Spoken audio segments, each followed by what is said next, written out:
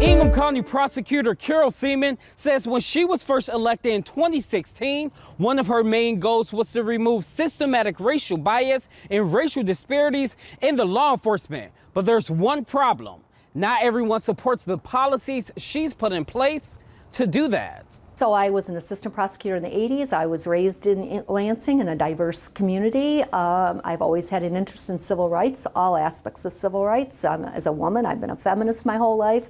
LGBTQ rights, racial disproportionality, immigrant collateral consequences. So when I was elected as the prosecutor, my goal is to try to create a more equitable criminal legal system, and that means looking at all the places where, unfortunately, it's not equitable currently. In the past month, Ingham County Prosecutor Carol Siemon has pushed out 2 policies that she says will decrease the number of black people behind bars. Currently, black people make up 14% of Michigan's population and 53% of the prisoners in the state.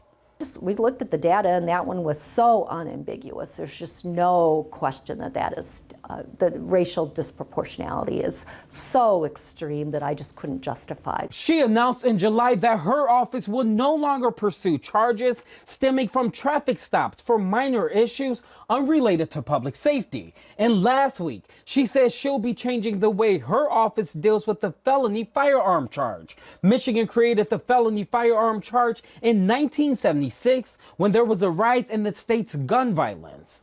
And it was designed to say if you carry a gun, if you carry one, you're going to get 2. And it's a mandatory 2 years in prison if you're convicted of felony firearm. Even if you have a gun that you're legally able to have, and you don't use the gun in the commission of a felony. Siemon says she's only going to charge people for their actual behavior while committing a crime, not for a weapon that wasn't used in the crime. In 2020, the prosecutor's office received a total of 205 felony firearm charges, and a significant number of those suspects were black. In Michigan, about 80% of the people who are incarcerated on a felony firearm charge are black, with a statewide population of 14%. So, in a county population of 12%, we have about 80% people who are in prison for felony firearm are black. She did reach out. She has reached out to people who understand what's going on out here in the streets, and I commend her for listening. So, how does it make me feel?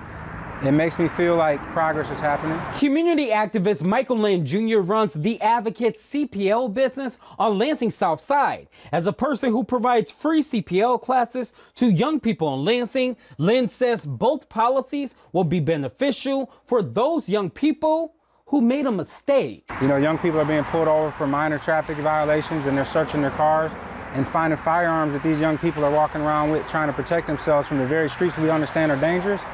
This stops that fishing.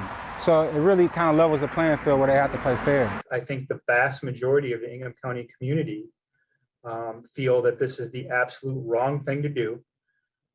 It's not time for experiments.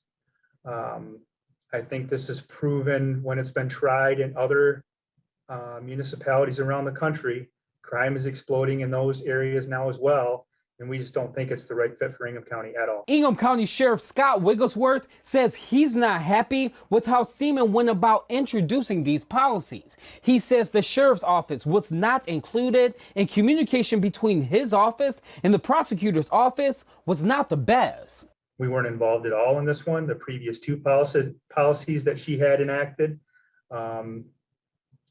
she involved us to a minimal degree, I guess, but on this one we were just told, hey, on the 11th or 12th, I'm going to put this policy out, and that's exactly what she did. And the first time that we got to read it is the same time the public got to read it. Wigglesworth believes racial disparities do exist in law enforcement, and he also believes the statistics involving black people in prison.